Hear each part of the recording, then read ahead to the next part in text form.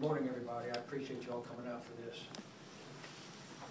This past week has been a tough week for Kershaw County, but yesterday things took a turn for the better. As we've reported previously, we think that sometime late Tuesday or early Wednesday, Brianna Raven was brutally murdered. Her body was left in a wooded area behind the Hagues Creek subdivision. So the young people who were riding four-wheelers in the area found her body, and we were ultimately contacted. Our investigators responded and were able to confirm that there was indeed the body of a young white female, and we later identified it as her body as being from Brianna Raven. We, as we do in all major crimes, especially homicides, we contacted SLED. They have an excellent crime scene unit. Chief Keel has been very gracious every time we've asked to send them as quickly as he can. In the meantime, while we were waiting on the SLED unit to arrive, we located some identification in some belongings that were scattered around the crime scene, and we actually were able to identify the victim as being Brianna Raven. From about 4:30 until about 11:30 on Wednesday night, the SLED crime scene unit was processing the scene. We had actually two separate scenes in the wooded area. They made photographs and impressions of tire prints, and we also they also processed the scene around Ms. Raven's body. Earlier in the afternoon, Brianna's mother had come to the sheriff's office to report a missing person. And in the course of doing that, she gave us a description of her vehicle. We put out a bolo, and our officers fanned out around in the county and located her vehicle, which was a red Ford Echo, I believe. And it was located at the Waffle House on Highway 601 near I-20 in Lugoff. We took the car into custody, brought it here to the sheriff's office, where it was later processed by the SLED crime scene unit. We had about 9 investigators working this case, 3 narcotics officers and 6 or more regular investigators. They worked tirelessly to run down leads. We also asked the public through the media to provide us any information that they might have as far as leads in this homicide. We initially thought we had a person of interest. We thought we had a video footage at the Waffle House of Brianna and a white male subject. It turned out not to be her, so that hot lead turned out to be a dead end for us. As the investigation progressed for the next couple of days, things started to look a little better, and we were able to obtain some additional surveillance film from some businesses around the area and in the neighborhood that was adjacent to where Ms. Raven's body was found. Based on this information and these surveillance videos, we were able to identify a vehicle that we believe belonged to the suspect in this incident, Stephen Kelly. Our investigators obtained a search warrant for that vehicle, and yesterday went to Mr. Kelly's residence, seized the vehicle, and told him that they would like to speak to him here at the Sheriff's Department. He was not under arrest at the time. He voluntarily came to the Sheriff's office here and was interviewed after being Mirandized by our investigators. During that interview, his story changed several times about where he was that day, although he did admit that he was with Brianna Raven. I think that once he realized that he was getting caught in his lies, he asked to have an attorney present. At that time, we had to stop questioning him. The SLED forensics unit came here and processed Mr. Kelly's vehicle. And in so doing, they found considerable evidence that linked him to the crime scene. Based on that, Mr. Rabin was arrested, taken to the Kershaw County Detention Center. Just prior to his arrest, our investigators conferred with prosecutors at the Fifth Circuit Solicitor's Office, told them what we had in the way of evidence, and they agreed that we had sufficient probable cause to make an arrest. Mr. Kelly will be charged with murder, kidnapping, and criminal sexual conduct, first degree. I would be remiss if I did not mention or give some thank yous. The community was phenomenal in providing us with leads. A lot of people told us that they were praying for a good outcome in this, and I believe God answered those prayers because this was quickly resolved. SLED did a magnificent job in processing the crime scene. It's a very meticulous, time-consuming, painstaking process. I was there throughout the investigation at the scene of the crime and a little bit when they processed his vehicle. And it goes without saying that our investigators did one heck of a job. I was just informed a little bit ago that we also had some assistance from the Richland County Sheriff's Office. So a lot of people helped make this happen. It's just a testament to good teamwork. I know the community was shaken by this. People were afraid to let the children go outside. 2 families were devastated. Obviously, the Rabin family was. They lost a daughter, a sister, taken needlessly from a cruel act by Stephen Kelly. I have to say that his family must be devastated as well. They recently lost one of their sons in a tragic ATV accident.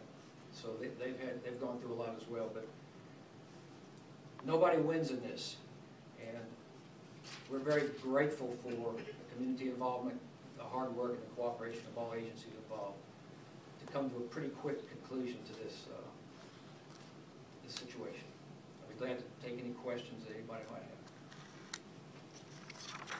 have. Can you tell us what the relationship is between Stephen Kelly and Brianna Rabin?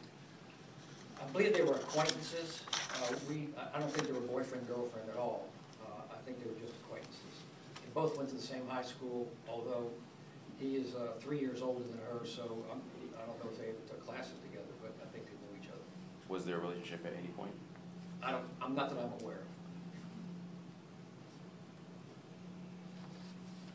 of. I guess I did miss the charges. Would you mind repeating it? Okay, he will be charged with murder, kidnapping, and criminal sexual conduct, first degree. You think this happened Tuesday night or early Wednesday morning? We still have loose ends to tie up, and at this point we think it happened late Tuesday night. We do not know if she was killed someplace else and brought there at this point. The crime scene did not have any indication of a struggle taking place there. But, you know, we still have additional work to do on this case. Does Kelly have a history of sexual misconduct? No, he does not. He has been, we have arrested him last year for criminal domestic violence. He beat up his girlfriend. And he was also arrested for burglarizing a home and stealing somebody's truck. And I might add that the truck that he stole back last year was recovered not too far from where this crime scene was.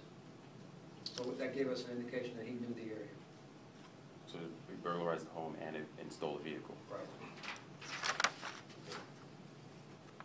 Do you know where Miss Rabin died? No, we don't know where she actually died. Was there any way to tell if they were at Waffle House and if others were with them, or do you all know? There is no surveillance footage that we have right now to indicate that they actually went inside the Waffle House. Okay. Can you tell us the significance of the 3 narcotics investigators working? Well, there's not a narcotics angle to this. It was just extra manpower. Guys came to the scene, what can we do? There was a lot of interest in helping break this case. You said that there was surveillance, though, of some nature involving Mr. Kelly, I believe. I think you said that. Can you tell us a little bit about where and what nature that was? There was a Kangaroo gas station next to the Waffle House, and their surveillance cameras were able to give us some footage that helped us. Did any of the surveillance footage you see show them together at all? I don't know the answer to that question.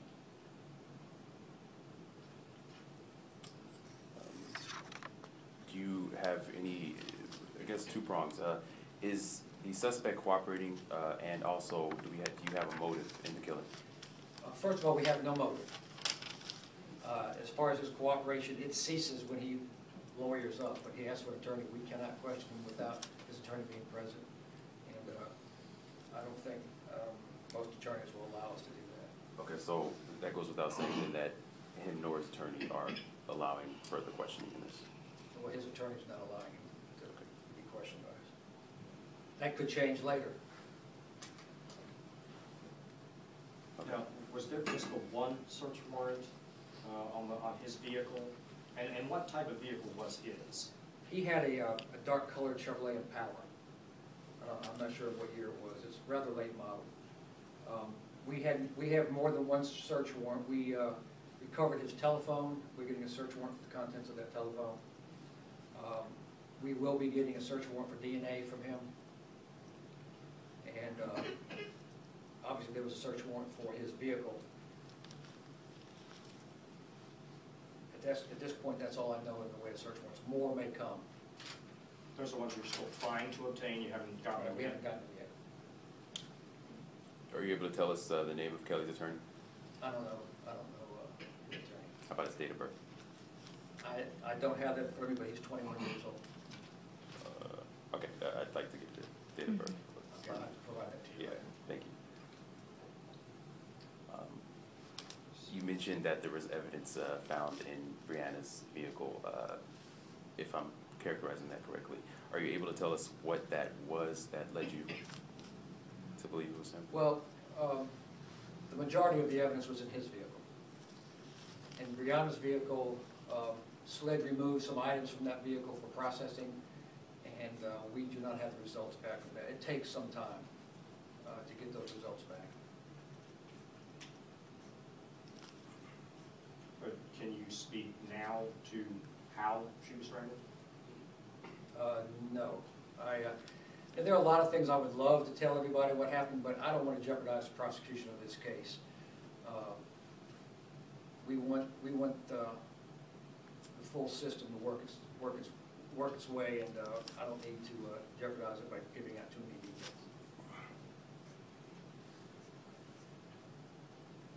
And you said the area by the neighborhood was significant because the truck had been recovered there, is that right? Why was that area significant? Well, first of all, that area, you have to know the area to have actually found it. The fact that the vehicle was found there just kind of reinforced our idea that he knew that particular area because he'd been there before, and he had actually dropped the vehicle off there. Did Mr. Kelly live around that area? He did not live too far from that location. I'm told like within a half a mile. But Brianna does not. No, she does not. So he's from Luboff or County? I'm not sure if that's considered Elgin or Lubbock. It's kind of like in between, maybe. Is Kelly the only suspect, or are you continuing to follow? At this time, he is the only suspect. You know, as we get more into this, we may find out some information that would indicate that there's somebody else involved, or if his attorney allows him to talk to us, he may give us more details about a co-defendant. Right now, we don't have any indication that there's a co-defendant.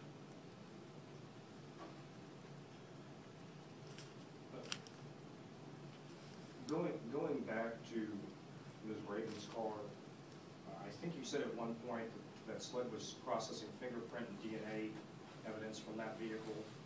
Do you believe that that will help solidify the case? Oh, everything will help solidify the case, anything that we can find. It's a big puzzle. We have to find the pieces and then we have to put them together. So anything that they can get in the way of DNA evidence, hair fibers, fingerprints, other physical evidence will help build this case. Sheriff, are you able to tell us if Mr. Kelly has a previous history with sexual misconduct? Not that we're aware of. Just the criminal domestic violence charge? Right. Is that a first offense, multiple offense? I believe it was CDV first offense.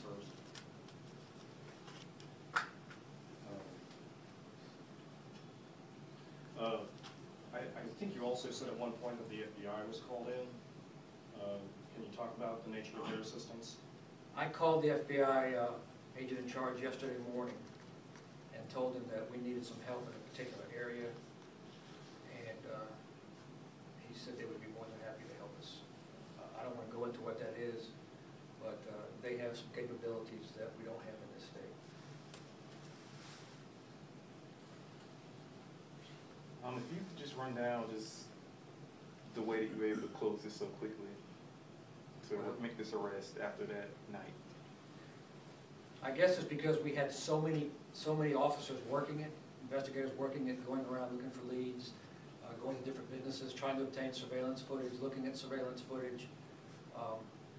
We had somebody here in the office taking phone calls from citizens who thought they may have some information that might help us.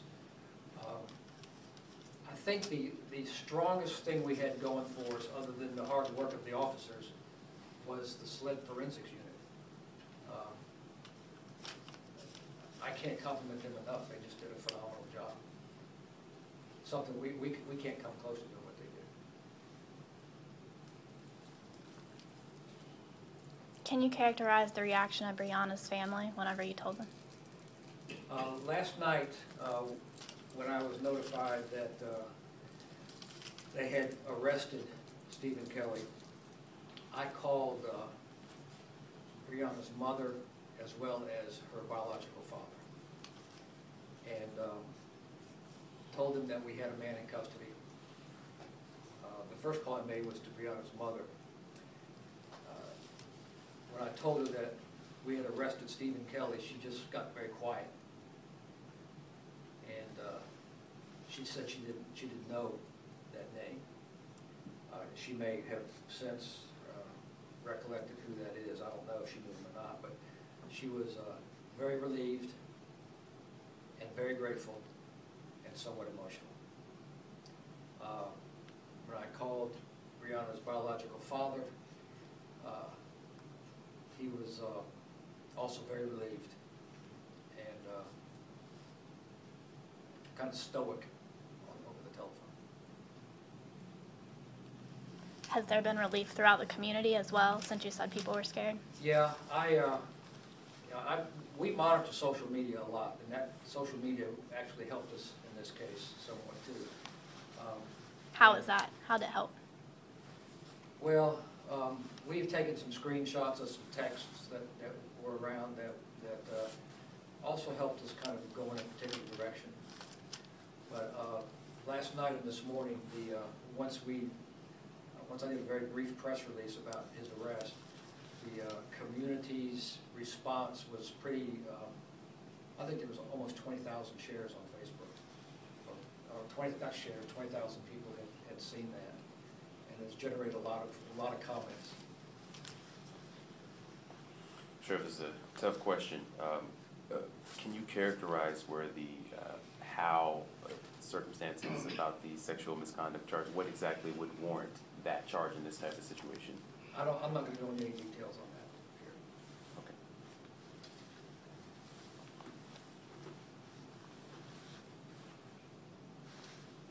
Anybody else?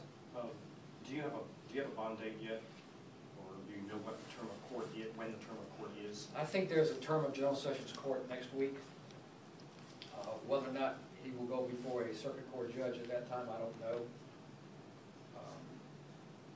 I will be present at his bond hearing, and I will ask the judge to deny him bond. Obviously, it's up to the judge to do that, but I think it would be good for the community, some people in the community to come to this bond hearing as well. When a courtroom is packed with people who don't want to see somebody like him out, I think the judge would be a little bit hesitant to set a low bond that might allow him back out on the streets, and we don't need that.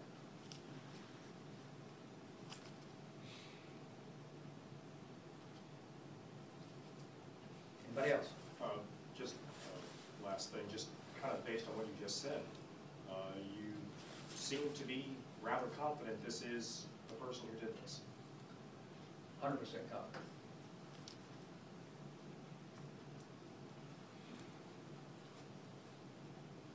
Obviously, he's innocent until proven guilty, and we still have to prove our case in court, but I wouldn't want to be in his shoes.